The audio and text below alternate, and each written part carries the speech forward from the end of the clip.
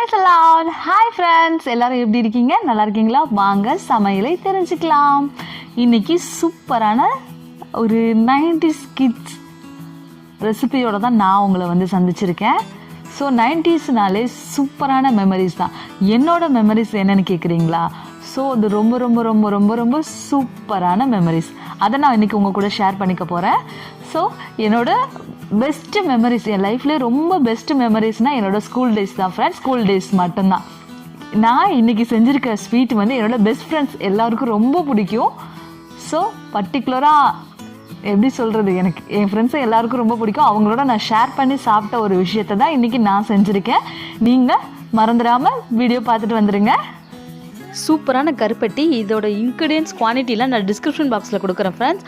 So இன்றைக்கி நான் 3 கருப்பட்டி கலந்த வெல்லம் எடுத்திருக்கேன். கருப்பட்டி கலந்த வெல்லம் இல்லைன்னா நீங்கள் நார்மல் வெல்லம் கூட எடுத்துக்கலாம்.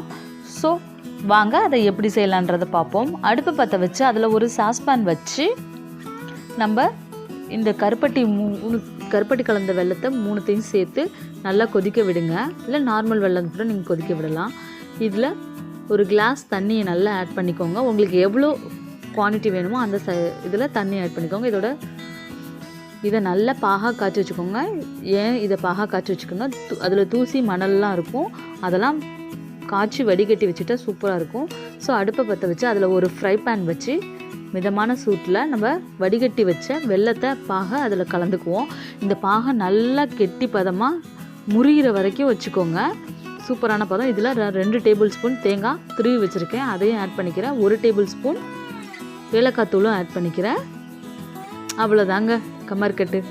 3 இன்க்ரீடியன்ஸில் சூப்பராக வீட்டிலே ஈஸியாக செஞ்சிடலாம். இது நல்லா இது பாகா வர்றதுக்கு, இதோட கன்சிஸ்டன்சி எப்படின்னு பார்க்குறதுக்கு ஒரு பாத்திரத்தில் தண்ணி வச்சு நம்ம அந்த பாகை தண்ணியில் கலந்தோம்னா இப்படி கை வச்சு எடுக்கிற மாதிரி வரணும். இதுதான் இதோட கரெக்டான கன்சிஸ்டன்சி.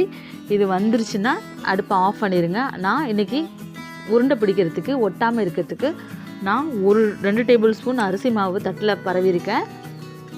ஸோ இதை நம்ம கையால் உருண்டையாக உருட்டி அந்த அரிசி மாவில் பரட்டி வச்சிட்டிங்கன்னா நல்லா காய விட்டுருங்க ஃபேன் காற்றுல.